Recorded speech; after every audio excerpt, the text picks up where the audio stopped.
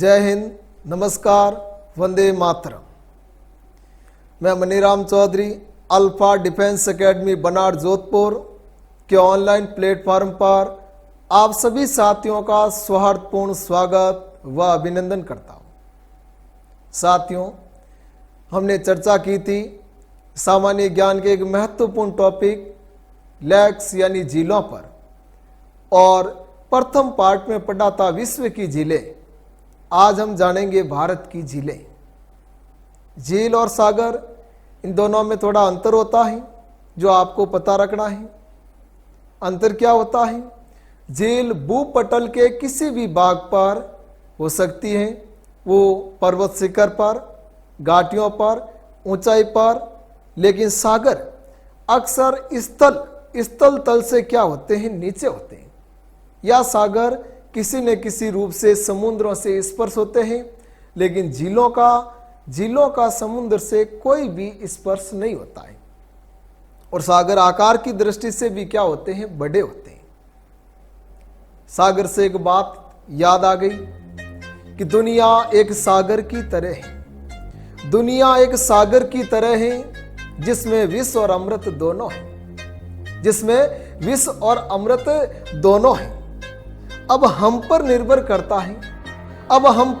करता है कि हमें क्या पीना है या हम क्या पीना चाहते हैं। तो साथियों, हमें विद्या रूपी अमृत ही पीना है।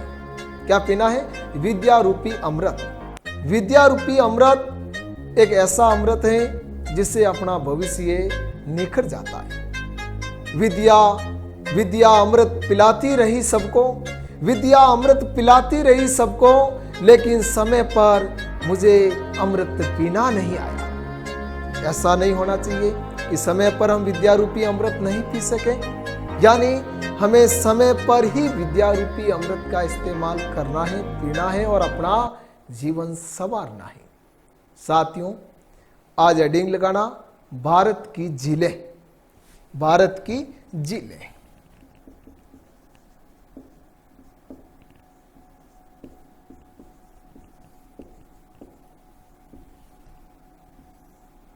झीलों से क्वेश्चन लगभग सीधे तौर पर ही पूछा जाता है। अक्सर झीलों से क्वेश्चन ये डिफेंस वगैरह पेपर में विशेष रूप से पूछ लिया जाता है। सीधा क्वेश्चन कि सबसे बड़ी झील, प्राकृतिक मीठे पानी की बड़ी झील, खारे पानी की बड़ी झील, गहरी झील, ऊंची झील, लेगून झील, या झील की कोई विशेषता हो, वो तैरती हुई झील है या वो बड़ी आर्द्र भूमि है, उसमें कोई नौकायन प्रतियोगिता होती है, या किसी विशेष मछली उत्पादन वगैरह के लिए प्रसिद्ध हो, या कोई जैव विविधता स्थल घोषित हो, या फिर झील का स्थान से पूछ लेते हैं कि वो झील कहां पर है। और मैं पहले भी बता चुका हूं कि झीलों के कितने प्रकार है, दो। गुणवत्ता के आधार पर भी दो, कुछ मीठे पानी की, कुछ खारे पानी की। और प्रकृति के आधार पर भी कितने प्रकार, दो। यानी अगर प्राकृतिक रूप से निर्मित है तो वो कहलाई प्राकृतिक झील, और मानव द्वारा निर्मित है तो क्या कहलाई, कृत्रिम झील। बात करते हैं भारत के झीलों की। तो भारत की झीलें,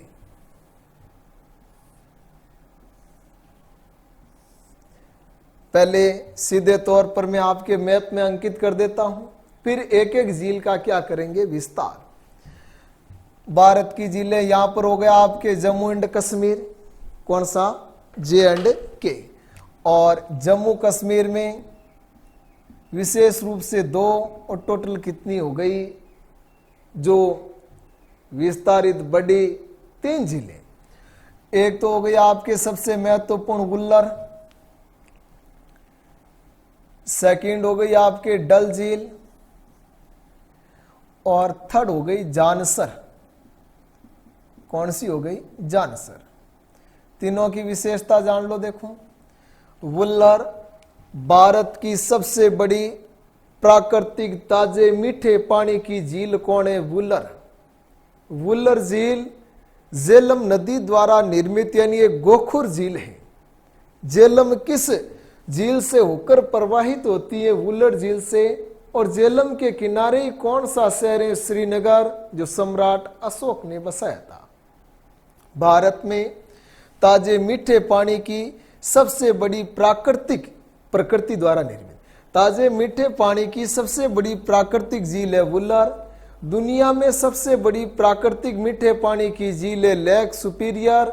और राजस्थान में प्रकृति द्वारा निर्मित सबसे बड़ी मीठे पानी की झील पुष्कर झील है। यानी प्राकृतिक मीठे पानी की राजस्थान में पुष्कर, भारत में कौन वुल्लर, और विश्व की सबसे बड़ी कौन हो गई लेक सुपीरियर अमेरिका। डल झील भी कहाँ है श्रीनगर जम्मू कश्मीर। और डल के किनारे दो बाग, एक शालीमार और एक निशांत बाग। डल की मुख्य विशेषता है सर्दियों में इसका पानी जम जाता है। डल झील का पानी सर्दियों में जम जाता है। विश्व की वह कौन सी झील है जो सर्दियों में पूर्णतः जम जाती है? बेकाल झील रूस। तो राजस्थान में क्या कोई ऐसी झील है जिनकी सर्दियों में हल्की बर्फ की परत यानी पानी पर जमती हो? तो वो उत्तर होगा आपके नक्की झील। राजस्थान में सर्दियों में जमने वाली झील नक्की। भारत की कौन हो गई मुख्य डल झील, और विश्व की कौन सी हो गई बेकाल झील रूस। जानसर केवल नाम से याद रखना है कि जानसर झील कहां पर है? जम्मू एंड कश्मीर। साथियों, जम्मू कश्मीर एक केंद्र शासित प्रदेश और दूसरा केंद्र शासित प्रदेश यानी लद्दाख। कौन सा हो गया? लद्दाख। और लद्दाख की महत्वपूर्ण क्वेश्चन बढ़ने के हिसाब से झील, क्योंकि अभी भारत चीन के मध्य उसी झील के पास फिंगर एरिया 4-5 यानी आपस में क्या विवाद बना हुआ है, जिसमें झील का कुछ भाग चाइना के अधिकार में आता और अधिकांश आता लद्दाख भारत। और झील का नाम है पेंगोंग। कौन सी झील है? पेंगोंग। तो पेंगोंग झील कहां पर हो गई? लद्दाख। करंटली क्वेश्चन के हिसाब से महत्वपूर्ण है। पेंगोंग झील लद्दाख भारत। अब इधर नीचे आए तो यहां पर हो गया आपके हिमाचल प्रदेश। कौन सा राज्य है? हिमाचल प्रदेश। साथियों ध्यान रखना है, हिमाचल प्रदेश और उत्तराखंड में जो झीलें वो नाम से क्या है? आपस में मिलती जुलती है। हिमाचल प्रदेश की महत्वपूर्ण रेणुका झील, रेणुका, चंद्रताल और सूरजताल। रेणुका झील, चंद्रताल व सूरजताल तो कहां पर है? हिमाचल प्रदेश में। लेकिन ध्यान रखना ताल लगने वाली अधिकांश जिले कहां पर हैं? तो ताल लगने वाली अधिकांश जिले उत्तराखंड में। ताल लगने वाली अधिकांश उत्तराखंड। भीमताल, सातताल, नैनीताल।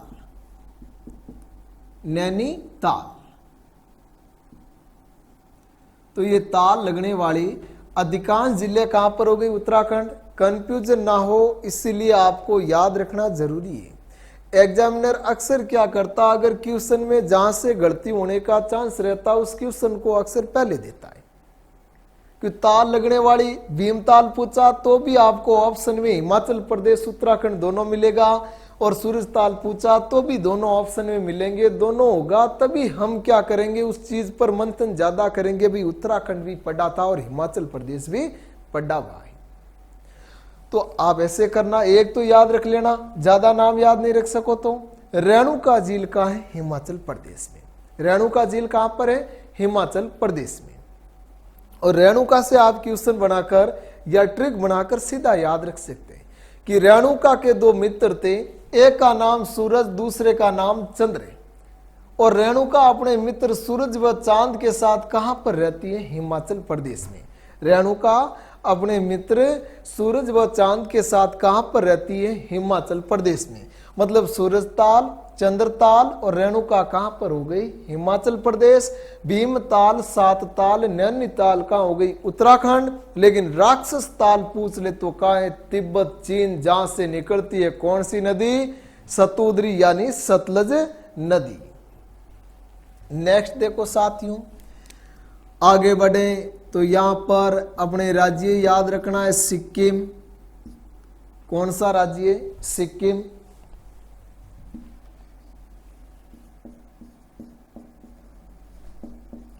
बहुत महत्वपूर्ण है।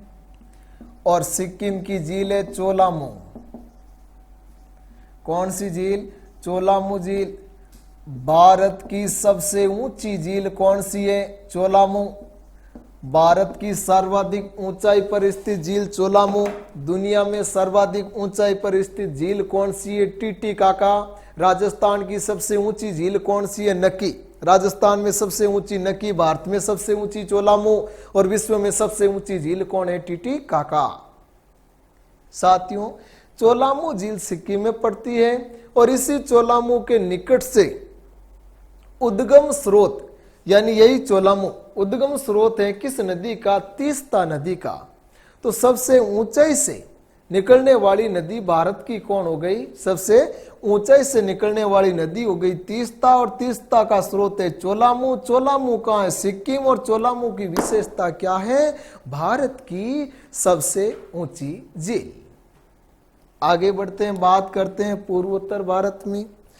और पूर्वोत्तर भारत की सबसे महत्वपूर्ण झील है वो है किस राज्य में? मणिपुर में। मणिपुर में जो महत्वपूर्ण झील है उसका नाम है लोकटक झील। क्या नाम है? लोकटक। बहुत महत्वपूर्ण लोकटक झील। लोकटक झील पर कुछ ऐसे विशिष्ट प्रकार के फफूंदी कह दियो या टापू बने हुए हैं। लोकटक झील पर कुछ विशिष्ट प्रकार के टापू हैं जो अपनी यानी स्थिति बदलते रहते हैं, इसीलिए इस झील को कहते हैं दुनिया में तैरती हुई झील। और दुनिया की एकमात्र तैरती हुई झील कौन सी है? लोकटक। कैसी झील है? तैरती हुई झील। विश्व की एकमात्र तैरती हुई झील लोकटक। और इसी लोकटक झील पर एक राष्ट्रीय उद्यान घोषित है जिसका नाम है साथियों केबुल लामजाओ। केबुल लामजाओ। तो विश्व का एकमात्र तैरता हुआ राष्ट्रीय उद्यान केबुल लामजाओ राष्ट्रीय उद्यान। कौन सा हो गया? केबुल लामजाओ राष्ट्रीय उद्यान। अगर आगे बढ़े तो सीधा बात करनी है ओडिशा की। कहां पर? ओडिशा। और ओडिशा की महत्वपूर्ण झील है कौन सी? चिल्का। कौन सी झील है? चिल्का। बहुत महत्वपूर्ण है क्वेश्चन के हिसाब से। चिल्का यहां पर स्थित है, यानी समुद्र के किनारे या समुद्र किनारे के निकट। जो समुद्र किनारे के निकट झीलें स्थित हैं या उनके पानी को बारिश के समय या अन्य स्थिति के समय स्पर्श करती है, वो अक्सर झीलें क्या कहलाती हैं? लेगून। क्या कहलाती है साथियों? लेगून। तो चिल्का किस प्रकार की झील का उदाहरण है? लेगून। और भारत की सबसे बड़ी खारे पानी की लेगून झील कौन सी है? देखो साथ में दोनों बात ध्यान रखना। यहां पर एग्जामिनर दो प्रकार से क्वेश्चन पूछ सकते हैं और दोनों ही उत्तर बड़ी का आता है और दोनों ही उत्तर अलग अलग है। अगर आपको प्रश्न पूछ ले कि भारत की सबसे बड़ी झील कौन सी है, अगर आपको प्रश्न पूछ ले भाई भारत की सबसे बड़ी खारे पानी की झील कौन सी है, तो उसमें उत्तर क्या होगा? सांबर। लेकिन उस क्वेश्चन में थोड़ा सा पूछने में अंतर हो सकता है, दोनों प्रश्न अलग अलग बनेंगे। भारत की सबसे बड़ी खारे पानी की आंतरिक प्रवाह की सबसे बड़ी झील कौन है? सांबर। और भारत की सबसे बड़ी खारे पानी की लेगून झील कौन सी है? तो चिल्का। मतलब चिल्का समुद्र तट पर है और सांबर आंतरिक प्रवाह, मतलब सांबर का पानी किसी भी झील, जलाशय, सागर को स्पर्श नहीं करता है। वर्षा के जल में ये भर जाती है और जल वाष्पन की प्रक्रिया से जल क्या समाप्त होता है। तो भारत की सबसे बड़ी आंतरिक प्रवाह की दृष्टि से खारे पानी की बड़ी झील तो है सांबर, और लेगून में खारे पानी की बड़ी कौन है? चिल्का। लेकिन चिल्का की एक और विशेषता है, और वो चिल्का की विशेषता क्या है? जल परिवर्तनशीलता। जल परिवर्तनशीलता वर्षा के समय महानदी के डेल्टा या महानदी के गाद से पूरी भर जाती है कौन? चिल्का। और चिल्का का पानी हो जाता है मीठा। भाई वर्षा के जल से जैसे इसमें पानी आता है, इसका पानी आगे चला जाता है, बंगाल की खाड़ी में, सी ऑफ बंगाल। तो वर्षा के समय चिल्का का पानी रहता है मीठा और बाकी समय पानी रहता है खारा, और ये इसकी विशेषता है, निजी विशेषता मान लियो, या एकमात्र झील जो वर्षा ऋतु में मीठी और बाकी समय रहती है खारी। तो दूसरी विशेषता क्या हो गई? जल परिवर्तनशीलता। तीसरी बात, झींगा मछली उत्पादन के लिए प्रसिद्ध है। झींगा मछली उत्पादन के लिए प्रसिद्ध कौन है? चिल्का। और झींगा उत्पादन के लिए कौन सी क्रांति चलाई गई? गुलाबी। मछली उत्पादन के लिए कौन सी क्रांति चलाई गई? नीली। मछली पकड़ने वाला दुनिया में, यानी दुनिया में सर्वाधिक मछली पकड़ने वाला देश कौन है? चीन। दूसरा सर्वाधिक मछली पकड़ने वाला देश कौन है? भारत। मछली निर्यात के लिए भारत का प्रसिद्ध बंदरगाह कौन सा? तूतीकोरिन। भारत का सबसे बड़ा मछली घर कहां पर है? रांची, झारखंड।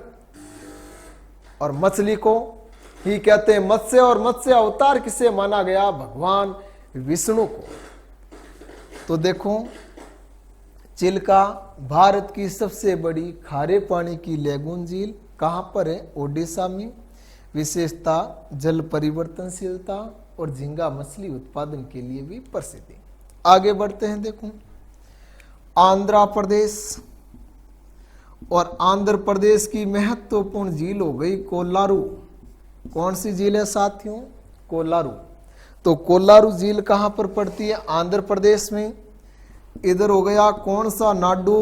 तमिलनाडु, यानी तमिलनाडु। तमिलनाडु व आंध्र प्रदेश की सीमा पर जो झील पड़ती है इसका नाम है पुलिकट। पुलिकट है। कैसा कट? पुलिकट। पुलिकट झील तो आंध्र प्रदेश व तमिलनाडु की सीमा पर पड़ती है, और पुलिकट में डचों ने स्वर्ण पैगोडा सिक्के डाले थे। स्वर्ण पैगोडों का देश कहते हैं म्यांमार को। स्वर्ण पैगोडा सिक्के डचों ने डाले थे कहां पर? पुलिकट में। बात करते हैं, इधर आंतरिक कर लियो, ये बीच में हो गया आपके, यानी तेलंगाना, राजधानी हैदराबाद, बहुत महत्वपूर्ण है।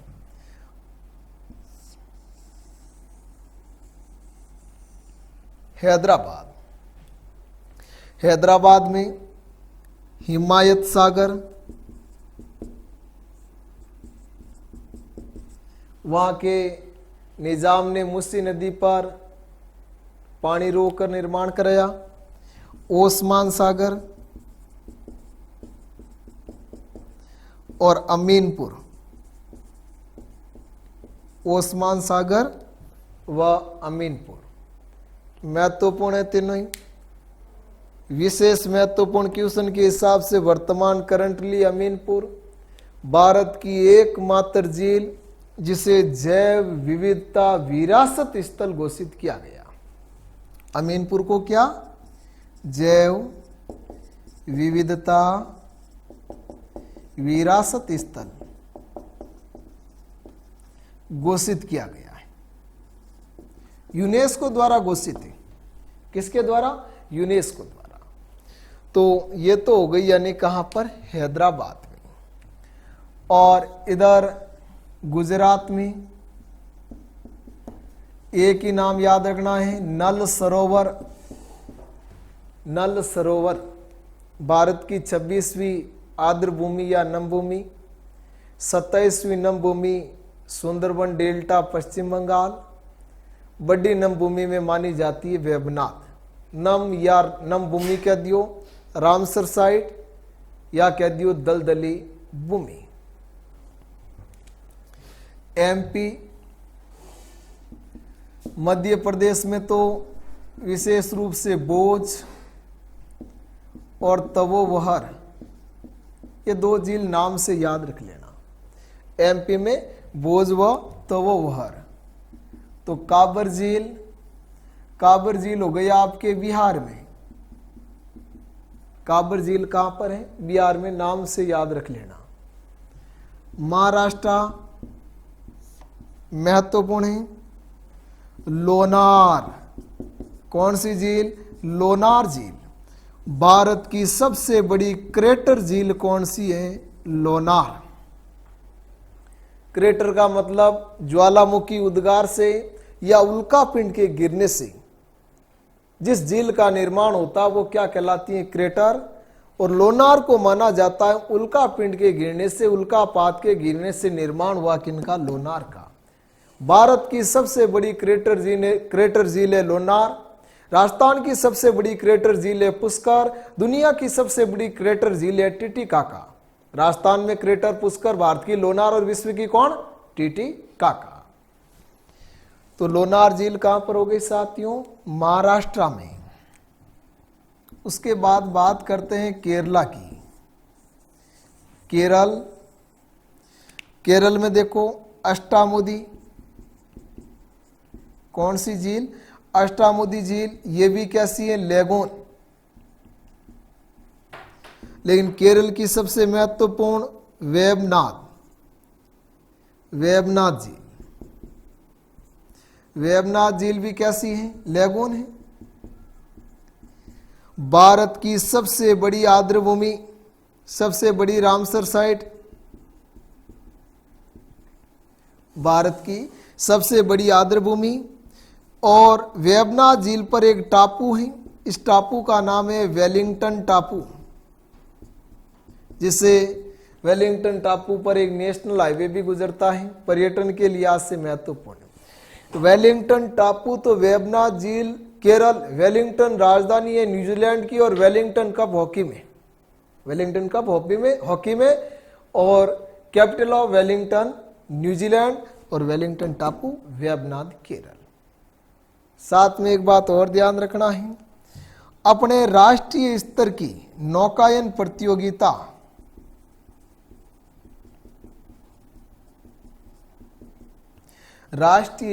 नौकायन प्रतियोगिता कहां पर होती है? वेबनाथ में।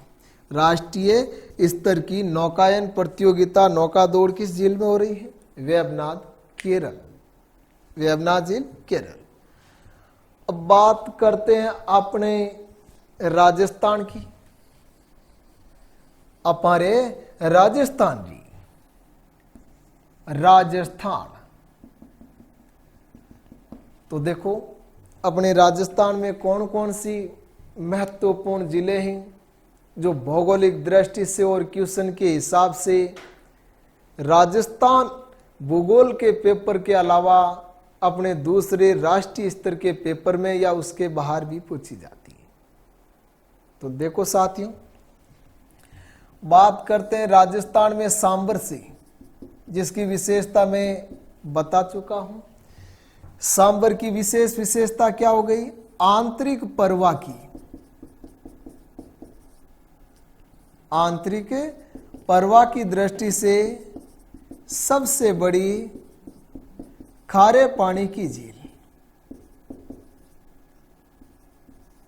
आंतरिक परवा की दृष्टि से सबसे बड़ी खारे पानी की झील कौन है? सांबर है। कौन सी झील हो गई? सांबर, राजस्थान। इनके अलावा देखो पुष्कर झील, पांचवा तीर्थ माना जाता है पुष्कर। पुष्कर का प्राचीन नाम था कोकण तीर्थ। सबसे पवित्र झील कौन है? पुष्कर। तो प्रदूषित भी कौन सी हो रही है? पुष्कर। पुष्कर झील के किनारे विश्व का अकेला ब्रह्मा सावित्री संघ मंदिर है। ब्रह्मा जी और सावित्री संघ अकेला मंदिर कहां पर है? पुष्कर। पुष्कर का मेला राजस्थान का सबसे रंगीला मेला होता है। कार्तिक शुक्ल एकादशी से लेकर पूर्णिमा तक बढ़ता है। पुष्कर किस प्रकार की झील का उदाहरण है? क्रेटर। किस प्रकार की झील है? क्रेटर।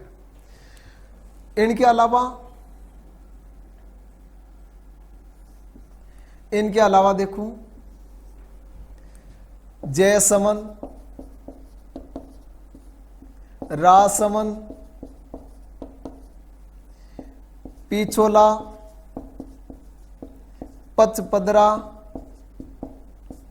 पचपदरा पड़ती है बाड़मेर में, पिछोला उदयपुर, राजसमंद जिले में, और जयसमंद उदयपुर में। जयसमंद एक कृत्रिम झील है।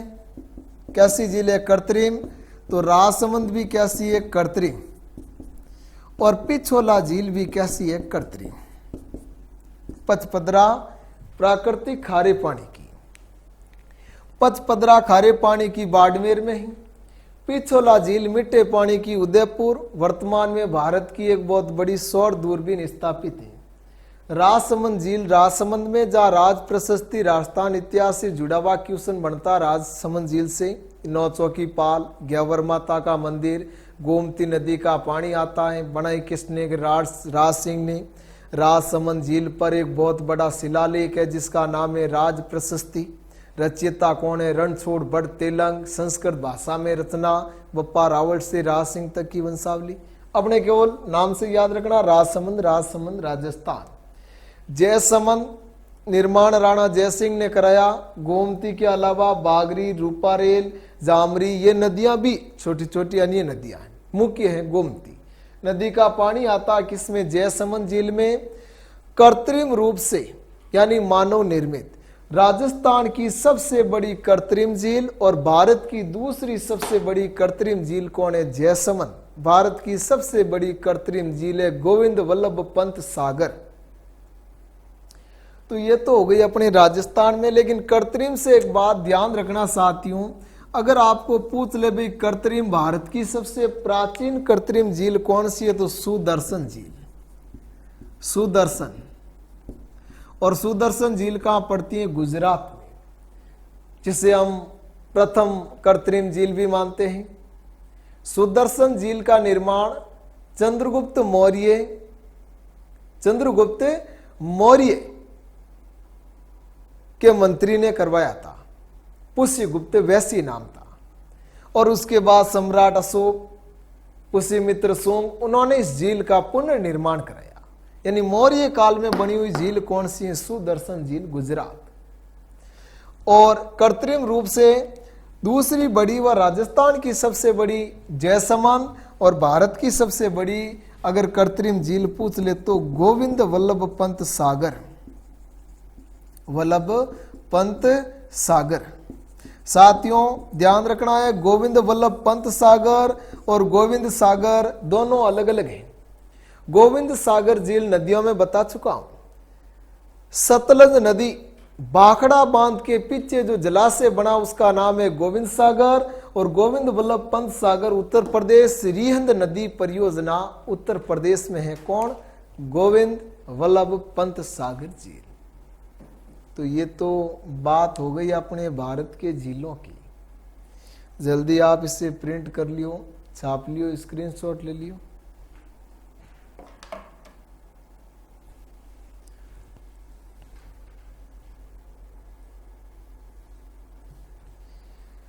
आज की क्लास में इतना ही, बाकी चर्चा करेंगे आगे। इति सिद्धम।